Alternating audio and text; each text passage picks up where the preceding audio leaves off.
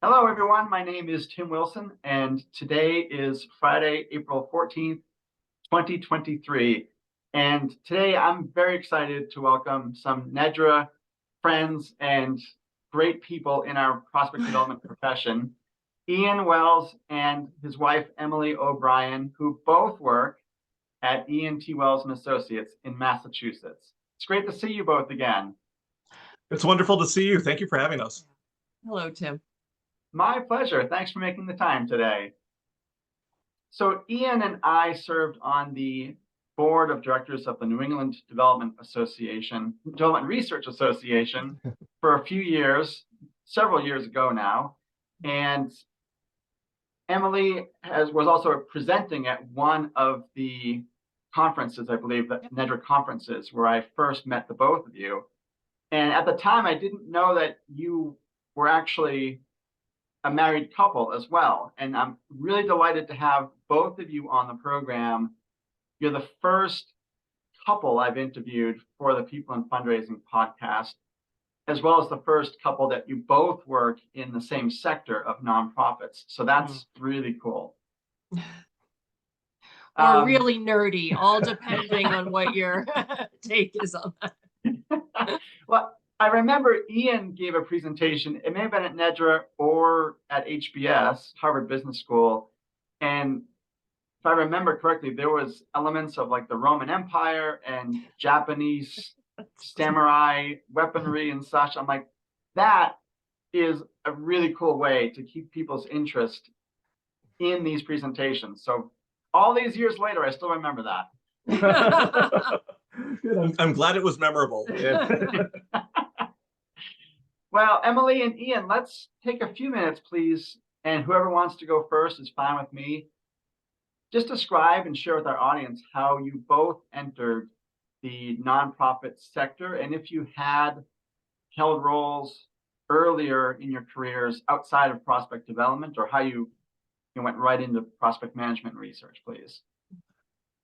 Would you like to? You've been in longer. Oh, very well. So like many people, I fell into it entirely by accident. I had gone to college thinking I was going to go on to an academic career, and realized at the worst possible time that I really didn't want to do that. So basically, I graduated with a degree in philosophy, being able to talk anyone's ear off about Schopenhauer, but not really being able to figure out a way to make money off of doing so. So a good friend of mine, she had gotten a job through a headhunter that she loved. And I figured, well, okay, I'll give this person a try. Let's see what happens. So I met with the headhunter, and he was just, very charming, very energetic. And I still remember just, his very firm handshake as he met me. Mr. Wells, it's very nice to meet you. What do you want out of a career? That's good. I'm a philosophy major. I'm ready for stuff like this. And so I said, well, I want to make the world a better place, and I want to get paid a great salary for doing so. And he said, oh, well, that's noble of you. Choose one. And, I laughed and thought it was a joke, and he wasn't really laughing, and I realized that he was quite serious. So I ended up going on a series of interviews to pretty much both niches. He lined me up with some jobs at very well-paying institutions that really had no purpose other than acquiring capital. And also some nonprofit organizations that had absolutely wonderful missions, but would have me living off of ramen noodles to this day. So it was definitely one or the other, and I wasn't really. He was doing his best to line me up with something, and I appreciate the energy with which he did so, but it just wasn't working. So I was actually just about to go to another headhunter when he lined me up with this opportunity for a prospect research support position at Boston Children's Hospital. Oh, okay. And so I did my due diligence before the interview. I figured that I had to have the job description wrong because it just seemed like it was espionage on rich people, and that couldn't be a profession. But I figured I'll give it a shot. And so I had the good fortune to have never been to Children's Hospital prior to that. But I remember stepping in through the doors, and I apologize for how corny this sounds, but I saw patient families that were, in some cases, obviously in some dire straits. But I saw people filled with hope. I saw kids with some very obvious maladies that were still playing, laughing. Yeah. watching things on a TV, looking at fish in an aquarium. And I just was instantly hit with this feeling of, okay, I can't be a doctor. I can't do what will help people directly, but if I can be a part of this, Mm, I'm in. yeah. Yeah, went to the interview. Turns out my intuition was pretty much right about the job. Yeah, I'm so glad I made that decision because it's been, it set me up for the rest of my life, and it's been great. That's wonderful and beautifully put to describe just seeing the immediacy, the connection of working at this nonprofit, Boston Children's Hospital Trust, and just how you described, that's really poignant. So thank you. How about you, Emily? My route was a little more windy. I finished my graduate work in September of 2001 and came back home to the Boston area and got a job in academic administration.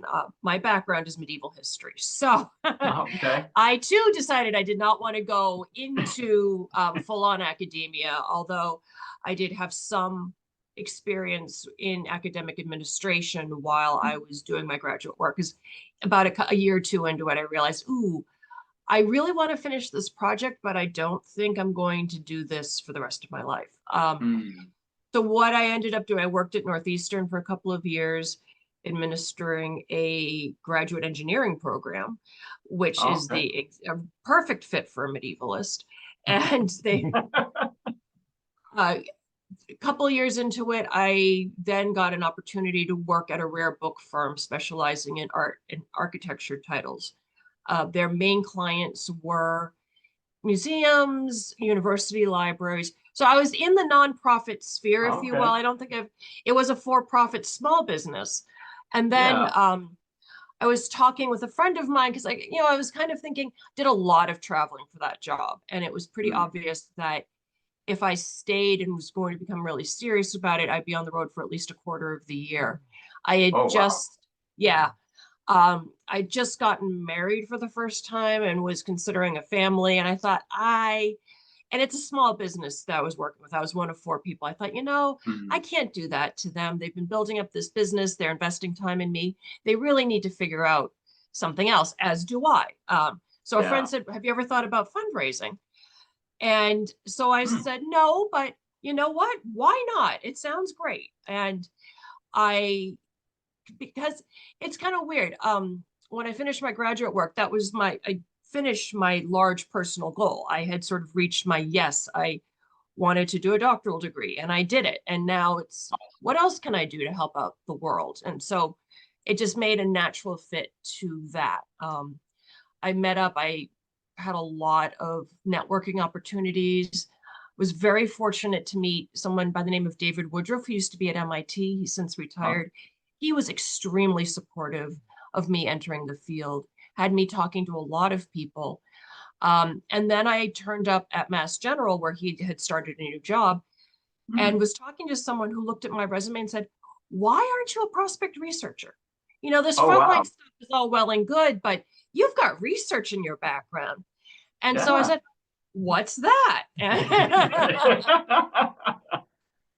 And so that's how I ended up in prospect research, and so with some very generous people. Actually, Ian's the person who trained me. Oh, And wow. yeah, and it just seemed to be a natural fit. I am from a long line of very curious and nosy women. And joining that with my history research techniques, it was a really good fit. People really haven't changed all that much in the last 1,000 years or so. They're they tend to go to court more than they tend to go to battle. But other than that, there's a lot of patterns I've seen repeat themselves again and again. So it turned out to be a really good fit. That's fantastic. Thank you both. And I feel like we could all nerd out more. I could talk about because I wanted to go into academia as well, and I thought I'd love to do like World War II and the entire Cold War. And one of my friends in Massachusetts was like, Tim, get yourself a real war, like Civil War or World War I. The Cold War, you have Nikita Khrushchev at Disneyland, and like no one cares about the Cold Liz, War. come on now. Since when Mickey Mouse is part of a war effort. How great is that? The man had a near breakdown looking at an American supermarket. I mean, if that's not a win for the US, what is? That's true. But yes, like the both of you, I thought academia sounded really nice, but I also did not want to eat ramen, like Ian said, to my mid-career point. So thank you for sharing how you both entered the field. I'd love to pick up on what Emily said about Ian training Emily. Where was that, and how long did you work together at that point in time? So we were colleagues at Mass General for 4 years, and We started within a week of each other. yeah. Yeah. So she had, Oh, wow. yeah, and yeah, when I met you, I remember thinking this Emily seems like a very cool person, having no idea where our face would be so intertwined. But yeah, no, we were, I think we worked very well in project research at Mass General. And then towards what would become towards my last year at Mass General. Prior to that, I was going through a breakup with a wonderful person who I wasn't compatible with when Emily came in with the news that she was unfortunately getting a divorce. So I immediately just felt so bad for Emily. And then there's a part of me that just immediately thought, so you're saying there's a chance? And that started to precipitate a plan that led to me leaving Mass General, which is such a fantastic hospital. I never wanted to leave it.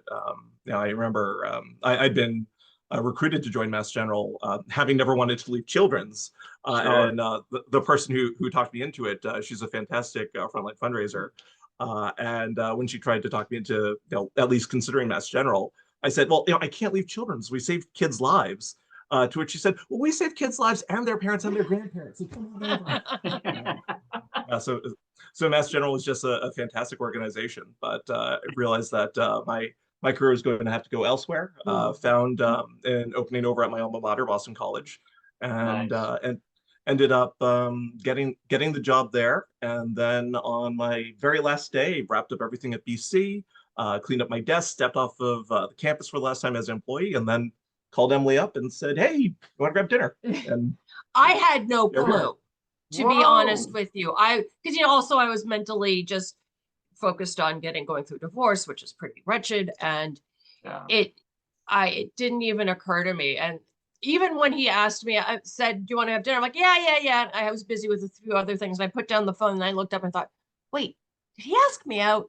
And I thought that would be lovely. But I was totally thrown by the whole thing. Yeah. That's awesome. So where was your first date, and how did the relationship progress from there to where you are today? Well, I knew from the get-go that if I were going to be taking up Emily's valuable time, I had to be very serious from the get-go, and I very much was. And so I remember William was 20 months at that point, I think. And I thought, okay, I have to get in good with William, because he's going to be the true arbiter of whether or not I'm worthy of her. And so I got a stuffed Horton the elephant from Horton Here's a Who, presented when I went to pick up Emily, presented him ahead of our date. Just, William, I have an elephant for you. And he looked at me like, who are you, strange person? Ooh, elephant. Nice move on his part. Smart move. Yeah. And so, we just went to a restaurant down in Salem that unfortunately isn't around anymore. Oh, the beloved 52 Wharf. I know. I miss it so. It was a wonderful restaurant. And we had an absolutely fantastic time. And I think we realized that we could be more than just friends very quickly.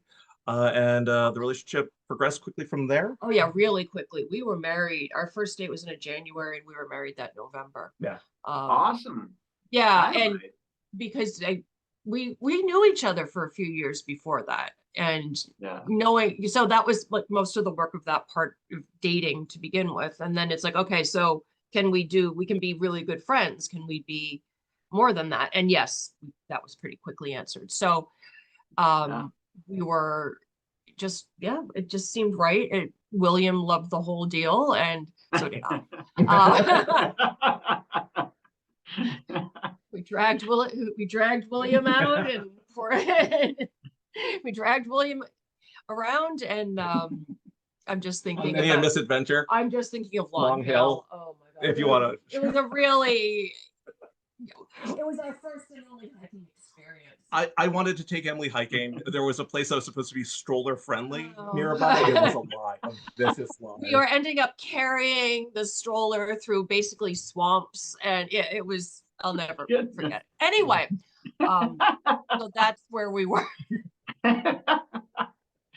Were there moments as the personal relationship was developing where you thought, you know, our worlds are colliding in terms of the career you both had chosen as well? Like, and did you maybe set any parameters about, hey, we're not going to talk about work too much at this point?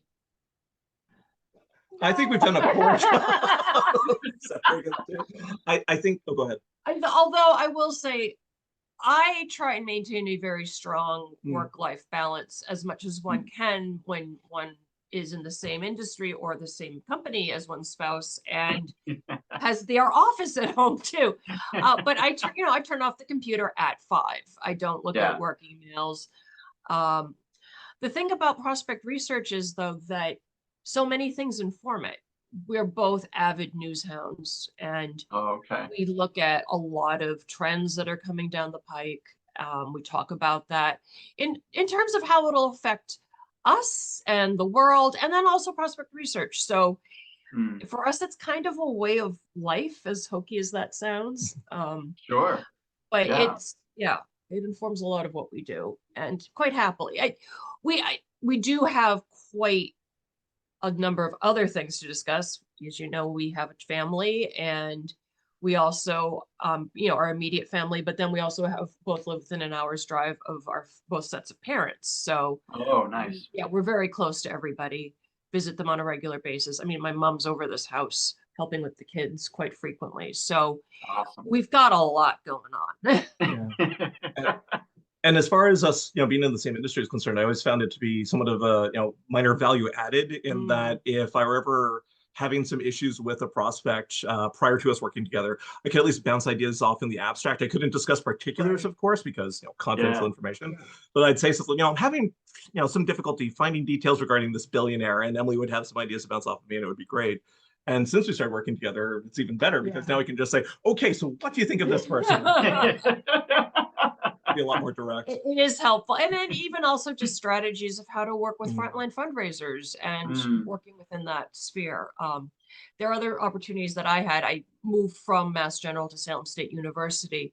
And I had a lot of opportunities at Salem State that I loved, working on their strategic planning teams. So even that sense, we were talking about things that weren't directly related to prospect research, but a strategic plan will hopefully inform a fundraising mission. And then where do you go from there? Yeah, very cool. Thank you for sharing that. I would love to take the conversation now to the point, Ian, where you decided to start your own firm, E&T Wells and Associates. When was that? What led you to deciding that the time was right in your career for that? And what's it been like being the president of E&T Wells and Associates, please? Yeah, it's been fantastic. It's something that I never anticipated. I never had an entrepreneurial mindset prior to starting the company. What had happened was that the move up here, though one of the best decisions of my life, resulted in my commute increasing significantly in how long it took. So driving down Route 128 in Boston is pretty notoriously bad traffic. So sometimes, I'd spend maybe 2 hours to get down to work, maybe an hour and a half to get back home, depending on exactly what hour I left either home or the office. And it got to the point where I'd come back home and tell Emily I was just exhausted. I'd been listening to NPR and I considered all the things twice because you just I'd hear things on a loop if I were stuck in traffic for too long. So a family friend of Emily's that both Emily and her mom knew is a fantastic career consultant. I still meet with him regularly to this day. And just a really nice person too. He's great. So she suggested, I talked to him, and we looked at, whether or not there'd be any openings on the North Shore. I kept checking the Denver website, trying to see if there are any job openings for something that might be closer to home. And unfortunately, people were very happy with their jobs, so they weren't leaving. At one point, the career consultant just said, "Well, Ian, why don't you just start your own company?" And I said, Wow. "Well, I can't." And he said, "Well, why not?" And I said, "Because I'm afraid." Yeah, sure. Yeah, it was daunting, but he talked me into it, and I'm so glad he did. Really, so much of the success of the company, I would attribute to Emily's love and patience, as she'd be dealing with me when I was up till 2 a.m. trying to work on some marketing plan, and also to the career consultant David's. His insight was just key, and he helped connect me with my very first client, and just we worked on website design, marketing, pretty much everything imaginable for the business. And that was 9 years ago, and Oh, wow. so glad that they talked me into it, and it's been great because I think working for large shops exclusively prior to that, I kind of had this limited perspective of exactly how prospect development works with other individuals in the industry. And having since had the experience, working with a variety of shops from large institutions involved in billion-dollar campaigns to literally one person shops and everything in between. It really broadened my horizons in terms of the constraints that some shops are under, and kind of emphasize both what are the universal techniques that work for every single shop, but then also gave me a lot of insights in terms of, well, these techniques work better for the arts, this works better for healthcare, this is better for Oh, education. cool. This is ideal for a shop that has 100+ people. This is ideal for a shop that has no research, in-house research support whatsoever. And it's been just great because it's really enhanced just my worldview. We've worked with over 70 fantastic clients. It's been great, and Nice. it's just really, really made prospect development not almost something that's instinctive at this point in terms of just talk to a client and they'll inevitably at some point, some prospective client will say, "Well, have you worked with an organization like us before?" And instantly it's just, "Oh yes, no, we've seen it before. We know what to do." But at the same time, every shop's unique too, so it's kind of Yeah. fun having to approach things looking for, well, what's the custom solution that will really be optimal for the shop? But it's been great. That is so cool. I would love to dive in a little bit about that element of fear, Ian, if that's okay. And maybe not the fear itself, but if you can think back to the time when you were aware that the fear was no longer there, or maybe a better way of saying it is like, when did you feel like you were hitting your stride, launching your own prospect development firm? I would say that the fear never goes away. It's just replaced by all these other distractions. So you get to a point where you're just so busy that you don't have the time to be afraid. I don't know how else to put it. Yes. It keeps you sharp, though. It does. It really does. Oh, yes. Like a terror that keeps you up at night. I mean, he gets rest, all this other stuff. But it's just something in the back of your head that you can, there's stuff you can be doing, and there's always something. Interesting. You settled down about the first year. The first year was definitely the hardest. As cliche as that sounds. But it's a cliche for a reason. Once that first year is under your belt, you start to, word of mouth starts to spread. You get, former clients referring you to future clients. You hit that point where you start to say, okay, well, I've done this for a year. I can do this for a second year and a third year and fourth year and so on. And so it hits that point where, that first meeting with some of my new clients back when I started things, were just as terrifying as a job interview because okay, everything's writing on this. Yes. And at this point it's just okay, well, happy to meet you. How can we do things? But that sense of I've never done this before. It's just this is old hat. So it kind of feels very familiar. Oh, very cool. And it reminds me, I read a quote recently from, of all people, Bono of U2. And I'm reading his memoirs right now. Yeah. It's fantastic. Yes. So I'm not sure if this quote is in that book or if I read it somewhere else, but part of the quote that I think may apply here is that he talked about, just the life of being a musician. And so much of it is, I think as he termed it, I'm going to butcher it a bit, but it requires a dash of self-promotion, a touch of generosity, and a deep fear. And as you both just talked about, like that fear actually is very motivating if you can channel it. And then when you don't need to be like fully in the recording studio, or Ian, in your case, in the work, what else do you do with your time and energy in positive, healthy ways to say, okay, the fear is going to stay over there. I'm going to focus on, Emily, our kids, whatever it may be. And it just seemed like a very healthy way of talking about and acknowledging that there's a lot of motivations and challenges as a professional. Yeah. To a certain degree, it almost reminds me of learning to drive stick shift, in the sense that I remember, my dad teaching me, and me just like not getting it at first, and just like, oh, I'm never going to be able to do this. And my first days of driving a car, thinking, oh, this is so difficult. Why don't I just get an automatic? This is difficult. I can't do this.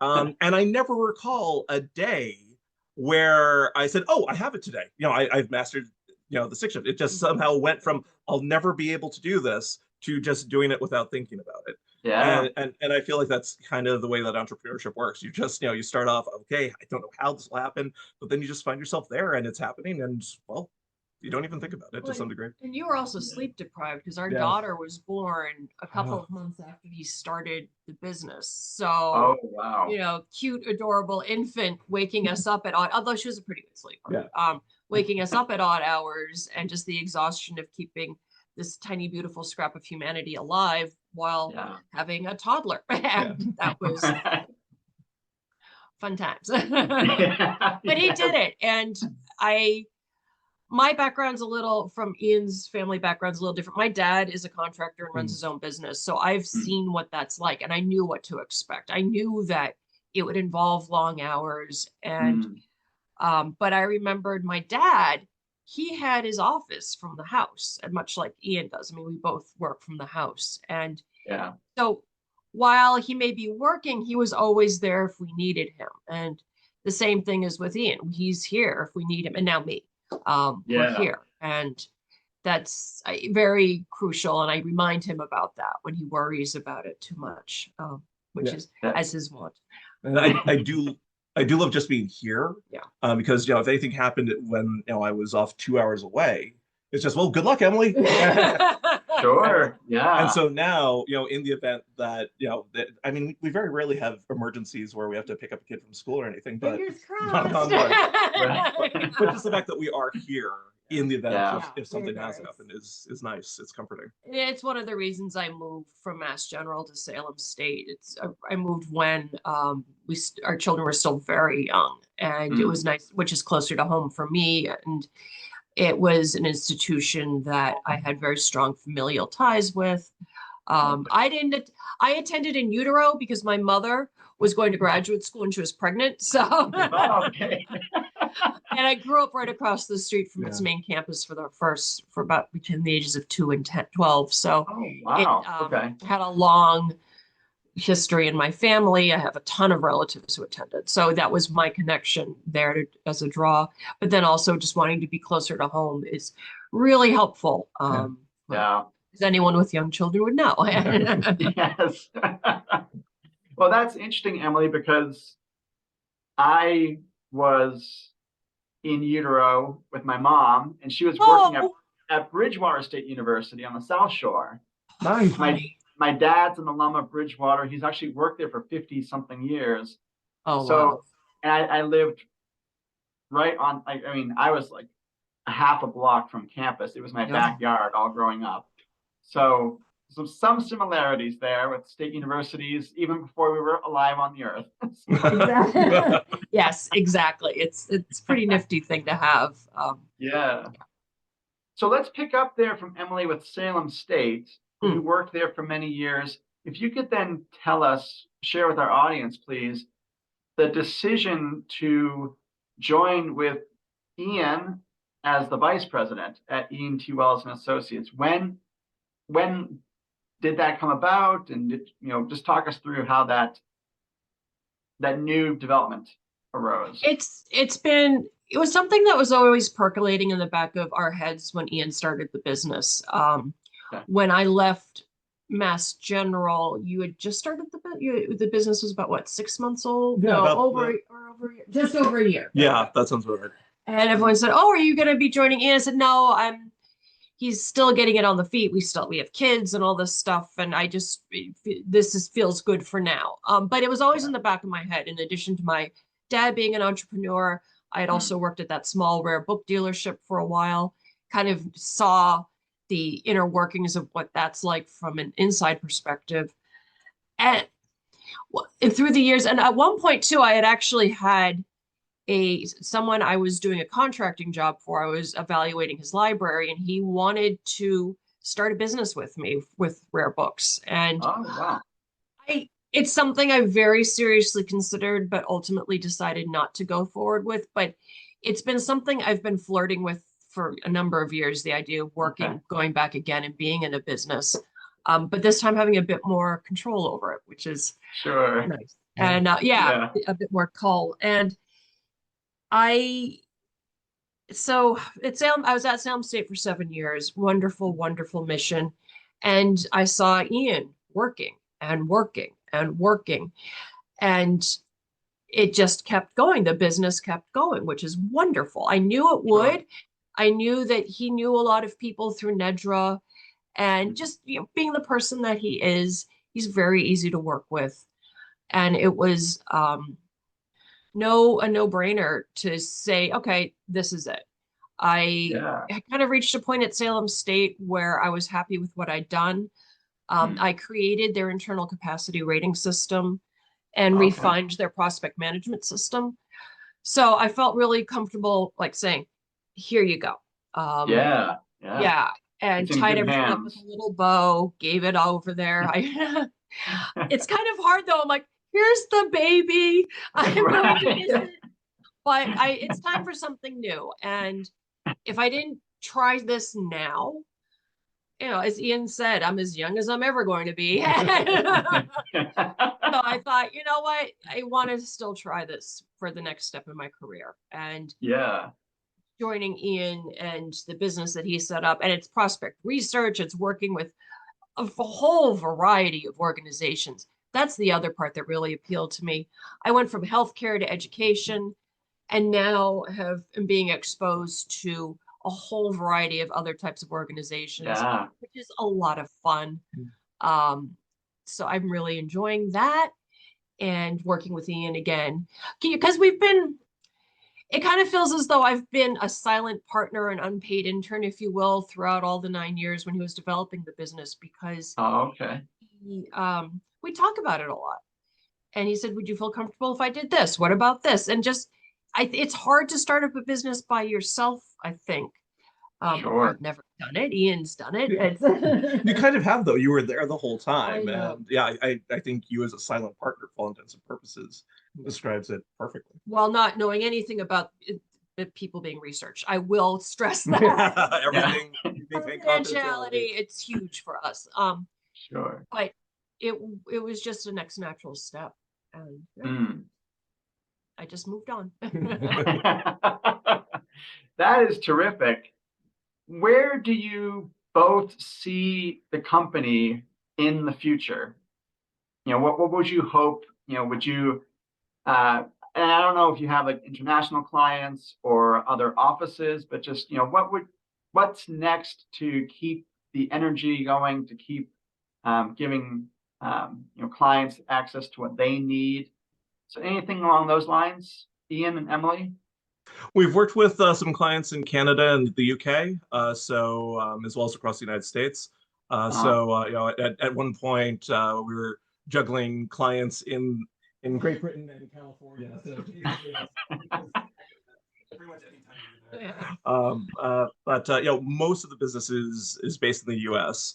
When we got off the ground, it was really local, really using those Nedra connections. So it was mostly New England focused. At this point, we're more national. We've done more work in California, more work in the South. So I'd say that we're pretty well versed in the US. especially given GDPR. I especially appreciate that we are U.S. focused. Because we had to be really stringent with what we did with UK-based process, making sure that the client had everything right on their end, that we were abiding by every protocol possible to make sure we were doing everything possible. Given GDPR, I'm very happy to keep our focus more North American focused than anything else. I do think that right now, the future of what will happen with prospect development and so many other industries will depend on exactly how the advent of AI changes a lot of things. I think right now it's in its infancy, and from what few experiments I've had with things in AI, it is in its infancy, and you see things that will be 90% accurate, and then there's that one paragraph that's like, that is blatantly untrue. You can just read it. It's bad. So I think that is where things will be headed in time, but the technology isn't quite there yet. So I can see us adopting more AI, being more of a part of prospect research itself. And I can see us moving into more advisory services in terms of campaign planning, portfolio management. We do a lot of stuff along those lines already, but I can see that becoming more the mainstay, not only for us, but for people across the industry. Because I think the technology can get to a point where, just providing data regarding prospects may get to the point where it's not as human-centric as it is right now, as AI advances. But at the same time, still being able to cultivate that more advanced strategy, bring everything together is where I think the human element's going to shine. It's kind of like what I see right now with screenings versus, if you do a screening alone versus conducting a screening, doing vetting on the top tier prospects, providing supplemental research, portfolio management, so on. Because, and we see a world of difference between clients, because I don't know how many clients I've talked to that, we'll have kind of this defeated, we did a screening and we just got some numbers back. Was there any support structure to that? So having that human element to not just process information, but to interpret it, to develop strategies, I think that's where we will shine. So right now we're in the process of just revamping the website. We're hopefully collaborating on a special report if time allows. It's weird looking at where we are in this particular point of time, kind of post-pandemic, but not really. We're still feeling a lot of the repercussions of what is that going to mean ultimately, and also what the heck is going on with the economy right now, and the international situation. So I think that there's something that we come through from a prospect research point of view that can inform a lot of fundraising strategies along the way. And we're hopefully going to try and offer that to a wider group. Time permitting. We do have other people other associates, if you will, who do help out with the work and balance the workflow. But obviously our main concern is going to be helping our clients meet their needs. Yeah, definitely. Dynamite. Thank you both. We have about 5 minutes left, Emily and Ian. Is there anything you are hoping to cover, or any last thoughts you'd like to share? Is there time here? So one thing that I often have in the back of my mind, kind of tying back to how much we can help. There was one organization that had experience where they had a fantastic frontline fundraising team that was brought in. Basically, the organization in question recognized that they needed to increase their revenue stream, and so they invested heavily in fundraising. Put together a great team. Executive leadership was world class, but because fundraising was new to this organization, there were a lot of people involved in the institution that didn't necessarily see the value of connecting with the fundraising team. And so there's frankly some outright hostility at first, just this, mentality of, why should we have to do anything with them? I'm too busy as it is. I shouldn't have to partner with anyone else. And, just questions about, the validity and importance of the fundraising unit. But there were some people that, were on board, especially given executive leadership was telling them to do so. And within a very short period of time, the fundraisers were raising a lot of money for this institution. And the prior naysayers without taking a second for introspection, immediately went from why should we partner with them to why aren't they partnering more with us? And I'm happy to say at this point, that institution, like everything's just running like a fine-tuned machine. Awesome. But yeah, but the thing I like about that is it reminds me of what I see in prospect research and prospect development as well. In that, I see a lot of shops that are thriving because of prospect research being an incorporated and respected element of what we're doing. And I see some other shops where there's a lot of opportunity for growth because people don't realize just how crucial prospect development can be. Oh, sure.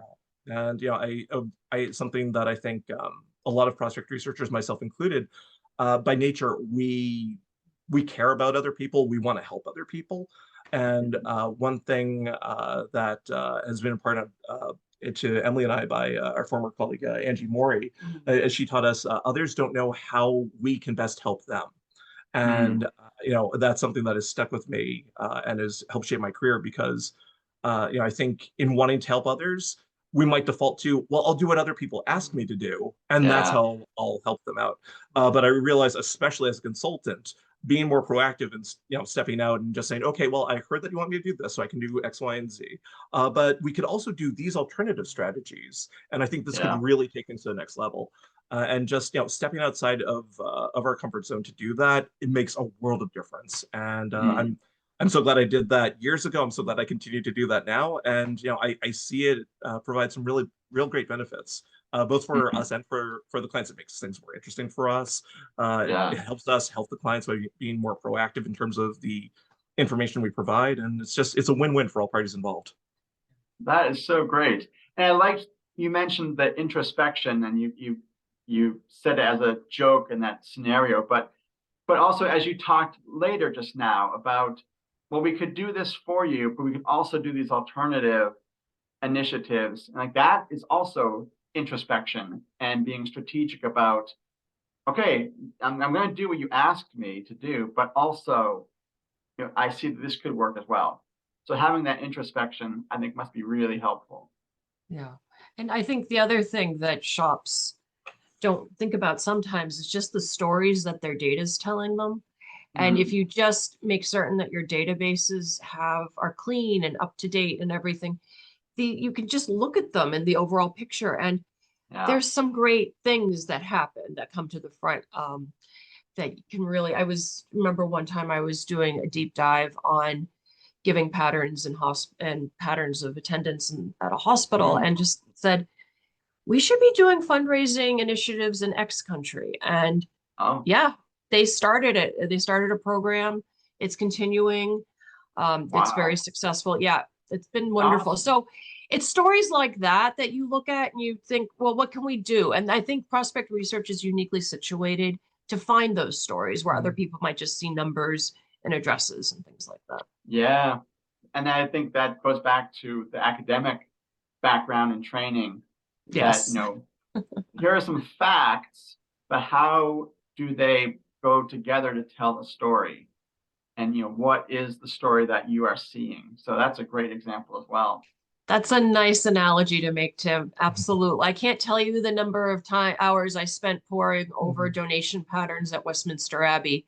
And yeah, it's kind of the same for my doctoral researches. Kind of the same. It's a little bit easier to read an Excel spreadsheet than, monastic handwriting from a few hundred years back. But as you said earlier, over 1,000 years, humans they haven't changed very much. So. Not much. In a good way, though, too. Yes. Well, speaking of, over spans of time and people changing in good ways, I've just really enjoyed reconnecting with both Emily and Ian today. So thank you very much for your time. It was a delight to see you again. Likewise, Tim. It was great to see you. Thank you so much for inviting us. This was wonderful. It was a deep pleasure. Thank you. And I'm very touched that you reached out to us. Yeah. Thanks for thinking of us. Oh, absolutely. My pleasure. I'm honored to have you on the program, and the Wi-Fi worked the whole time. So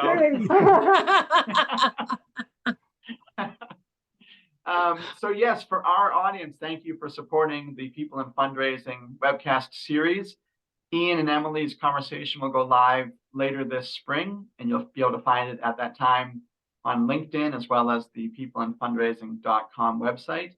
So thank you for your time again today, Ian and Emily, and thanks to our audience. And we'll be back with another episode soon. Thank you.